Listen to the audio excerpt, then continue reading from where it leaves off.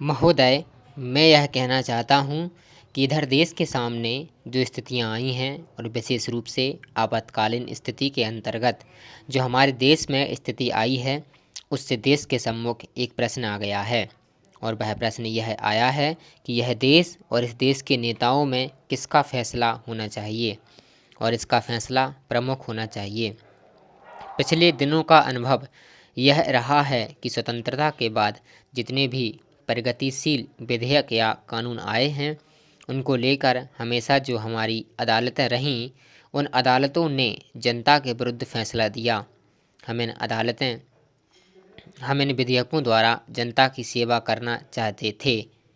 कल ही बीड़ी वर्करों के संबंध में जो चीज़ हमने पास की है, 1966 में हमने इसी संबंध में यानी बीड़ी वर्करों और सिगार वर्करों के संबंध में कोई कानून पास किया था, लेकिन उसको भी वहाँ रोक दिया गया और इस तरह से यह मामला 6-8 वर्षों तक लटका रहा।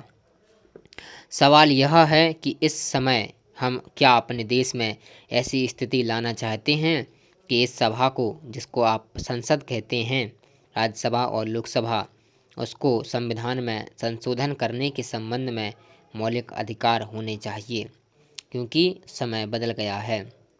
समाज का इतिहास बढ़ता है। समाज के इतिहास में कभी आदिम प्रथा आई और उसके बावजूद पूंजीवाद का युग संसार में आया।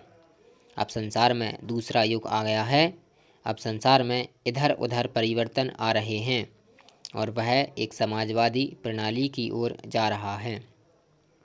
यह प्रणाली यह है कि जिस प्रकार से समाज का उत्पादन कम होता है, सारे का सारा समाज जब मेहनत करता है, उत्पादन करता है, तो उसका स्वामित्व सारे समाज को मिलना चाहिए। आज जो बड़ी विडंबना है, वह विडंबना यह है कि उत्पादन प्रणाली में सारा समाज हिस्सा लेता है, लेकिन उसका लाभ थोड़े ही मुट्ठी भर लोगों के हाथों में होता है।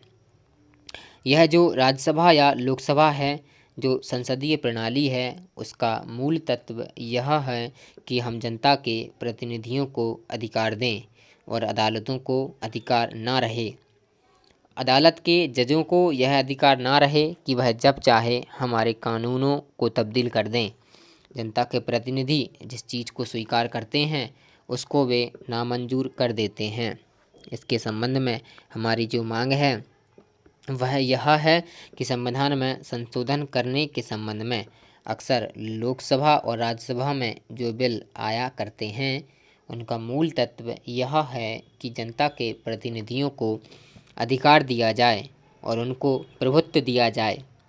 इसके संबंध में एक बात मैं यह कहना चाहता हूँ और उसके बाद मैं अपना भाषण समाप्त कर दूँगा। इस संबंध में स्वर्गीय पंडित जवाहरलाल नेहरू ने कहा था कि हम एक नए भारत का निर्माण करें, वह सपना हम देखते हैं। महोदय, संपत्ति के मौलिक अधिकारों के संबंध में कुछ लोग कहते हैं कि 150 रुपया पाने वाला गरीब आदमी जो पोस्ट ऑफिस में जमा कराता है, वह भी उसका संपत्ति का अधिकार है और उसके इस अधिकार को आप क्यों छीनना चाहते हैं। मैं आपसे कहना चाहता हूँ कि इस अधिकार का फ़ायदा किसने उठाया है। क्या उस आदमी ने जिसके पास 150 रुपये की आमदनी है या जिसकी 150 रुपये की बचत है, उसको कुछ फ़ायदा मिला है, या उन लोगों को फ़ायदा मिला है जो पूरे देश में 75 परिवार हैं और जिनका देश की 40% दौलत पर कब्जा है। अगर उसका फ़ायदा उन लोगों को मिला है जिन्होंने देश का 40% पर कब्जा कर रखा है, तो हमें निश्चित रूप से इस पर पुनर्विचार करना होगा और हमको संपत्ति के अधिकार को मूलभूत अधिकारों में से निकालना होगा और रोजगार को मूलभूत अधिकारों में शामिल करना होगा, ताकि सरकार की जिम्मेदारी हो कि वह इस तरह की योजनाएं बनाए जिसमें सबको रोजगार मिल सके और नहीं तो उन लोगों को बेरोजगारी का भत्ता देना पड़े। तभी हमारा दृष्टिकोण इस दिशा में सही बन सकता है। मैं एक बात और कहना चाहता हूँ, आप देखें कि आज क्या स्थिति है। आज स्थिति यह है कि आज एक आदमी खेती भी करता है, वह आदमी वकालत भी करता है और वह आदमी बिजनेस भी करता है। वही आदमी संसद का सदस्य भी हो सकता है और उसके साथ और 10 धंधे कर सकता है। उसके लिए कोई पाबंदी नहीं है। और दूसरी तरफ 20 करोड़ आदमी ऐसे हैं कि जो गरीबी की न्यूनतम सीमा रेखा के नीचे रहते हैं, जिनको कोई रोजगार उपलब्ध नहीं है। तो इन दो स्थितियों में हमें तुलना करनी पड़ेगी कि क्या संपत्ति के अधिकार को सुरक्षित रखते हुए हम इन निरीह लोगों को छोड़ दें कि जो देश के असली नागरिक हैं। अगर हम उनको नहीं छोड़ना चाहते हैं तो हमको निश्चित रूप से एक बात करनी पड़ेगी और अपने देश में इस प्रकार के कानून बनाने पड़ेंगे, इस तरह की व्यवस्था करनी पड़ेगी कि जिसमें एक आदमी को एक ही रोजगार हो, उससे अधिक नहीं, और उसमें उनको पेट भरने लायक दाम मिलना चाहिए। आज तो हमें न्यूनतम आवश्यकताएं चाहिए, जो मूलभूत आवश्यकताएं हैं उनको पूरा करना है। आराम नहीं चाहिए उनको, तो जो आज कपड़ा मिल जाए, रोटी मिल जाए, मकान, स्वास्थ्य और शिक्षा की सुविधा मिल जाए। यदि हम उनकी न्यूनतम आवश्यकताओं की पूर्ति कर सकें तभी हम देश को सही रास्ते पर ले जा सकेंगे। आज की जो अर्थव्यवस्था है उसमें जिस आदमी के पास पैसा है, जिसके पास साधन हैं, उसको छूट है कि वह चाहे जितना पैसा कमाए, लेकिन जिसके पास पैसा नहीं है, जिसके पास श्रम शक्ति है, जिसके पास केवल उसके हाथ पैर हैं, वह भी अपने पैरों पर खड़ा हो सके, इसके लिए सरकार के पास कौन सी योजनाएं हैं और वह उन योजनाओं को कैसे लागू करना चाहती है। जब हम इस स्थिति पर विचार करें तो हमें इस बात के बारे में निश्चित रूप से विचार करना होगा और यह ध्यान देना होगा कि हम सरकार के ऊपर जोर डालें कि इसका निदान इस तरह का हो जिससे रोजगार देना उसका एक ऐसा कर्तव्य बने जिससे वह बच के ना निकल सके। जब यह अधिकार हमारा होगा तभी सरकार अपनी योजनाओं में आमूलचूल परिवर्तन की दिशा में बात सोचेगी। तो इसलिए मैं यह कहना चाहता हूँ कि आज जो स्थिति है इसके संबंध में हमें विचार करना ही होगा। हमने देखा कि निजी क्षेत्रों को राहतें दी गई हैं। निजी क्षेत्र की स्थिति यह है कि वह रोजगार दे नहीं सकता।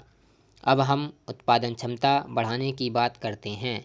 उसके संबंध में जो सर्वेक्षण हुआ, आर्थिक सर्वेक्षण हुआ, उसके अनुसार जितनी उत्पादन क्षमता बढ़ती है, उत्पादन बढ़ता है, सुधार होते हैं, उनका परिणाम यह होता है कि जो लोग काम में लगे हुए हैं उनके लिए तमाम सुविधाएं हो जाती हैं, उनके लिए आराम हो जाता है।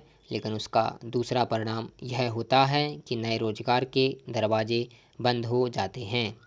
यह जो आर्थिक समीक्षा है इन पर हमें सही दिशा में सोचना पड़ेगा और हमें अब यह मानना पड़ेगा कि अब हम इस स्थिति में आ गए हैं कि जो मूलभूत अधिकार हमें संविधान द्वारा दिए गए हैं उन पर हम दूसरी तरह से नज़र डालें। आज तक हमने संपत्ति के अधिकार को मूलभूत अधिकारों में माना है।